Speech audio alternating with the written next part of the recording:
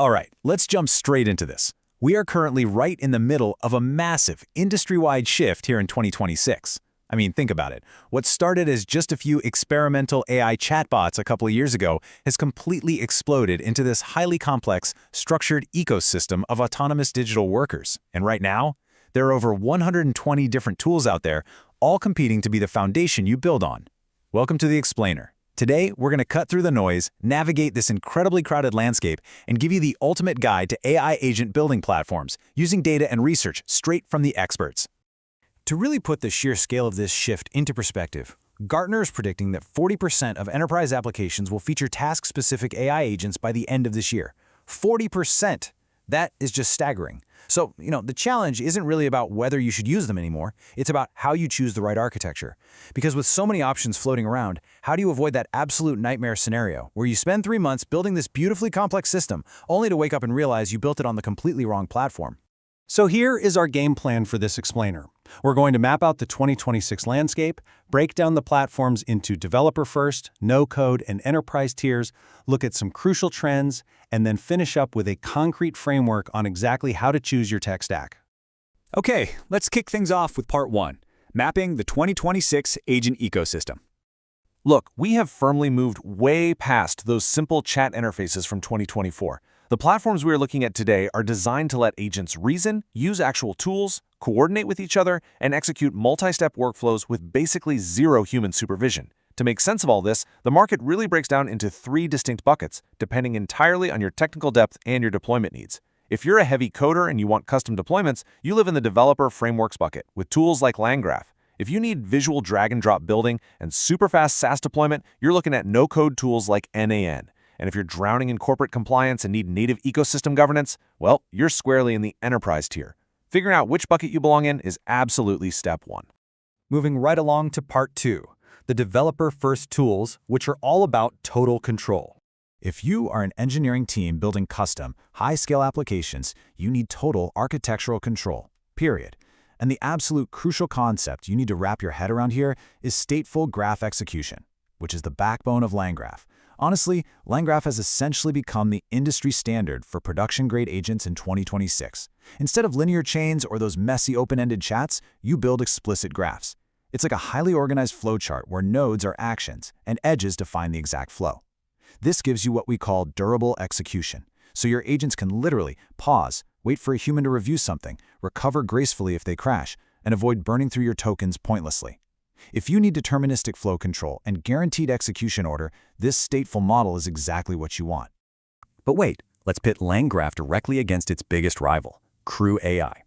CrewAI has seen just explosive growth lately, mostly because it takes a completely different approach. While LangGraph basically forces you to think in complex interlocking gears of state machines, CrewAI abstracts the whole thing into human-style teams.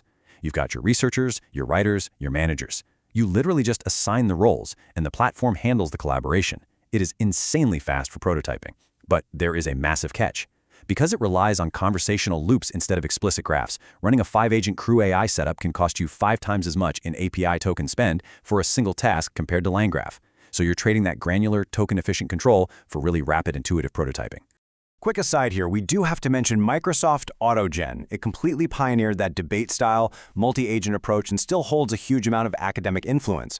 However, and this is a major warning for this year, AutoGen is actually transitioning into maintenance mode for some workflows because Microsoft is shifting their focus to merge those capabilities directly into semantic kernel. The big takeaway for you, if you're an engineer starting a brand new build today, please don't get caught building on a platform that's shifting into maintenance mode.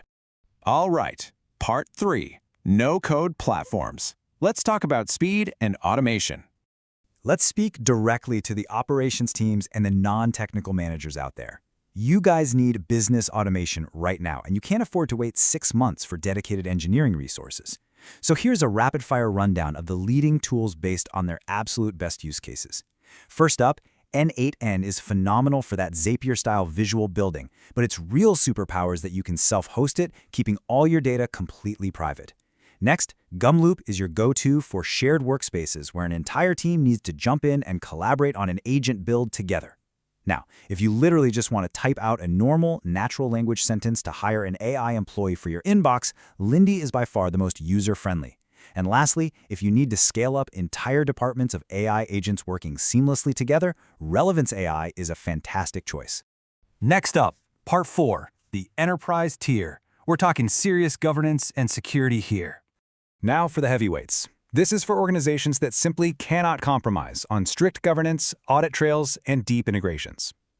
The absolute elephant in the room here is Microsoft Copilot Studio and Semantic Kernel. I mean, if your entire company's working life already lives inside SharePoint, Outlook, and Microsoft Teams, this is just an undeniable powerhouse. Copilot Studio natively taps right into the Graph API.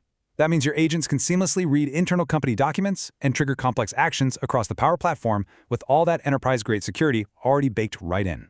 But, and this is a massive but, right now only 3% of enterprise customers actually pay for the full Copilot license.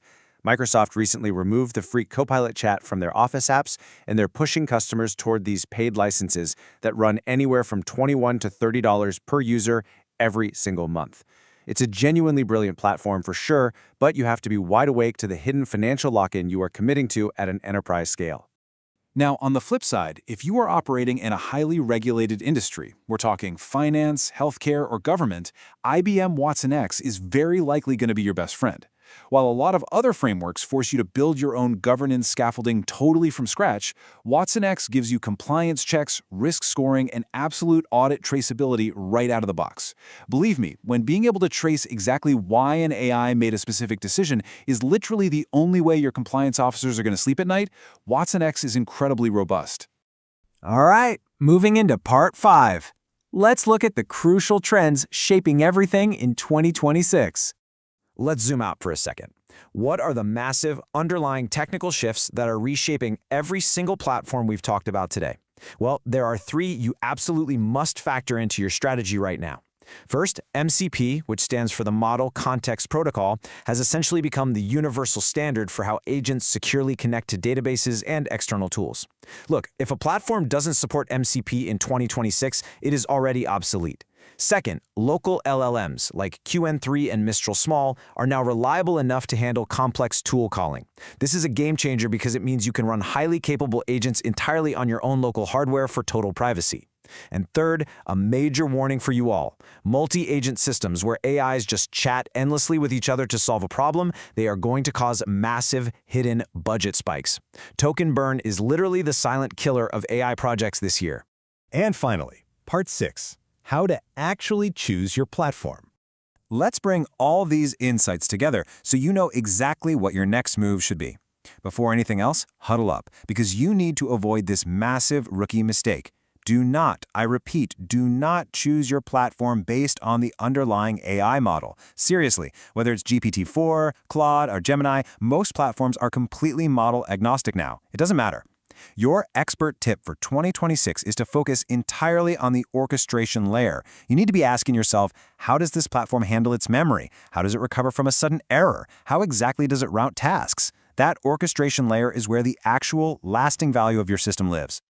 So here is your ultimate no-nonsense decision matrix. If you are an engineering team that needs absolute production reliability and full deterministic control, you choose LangGraph.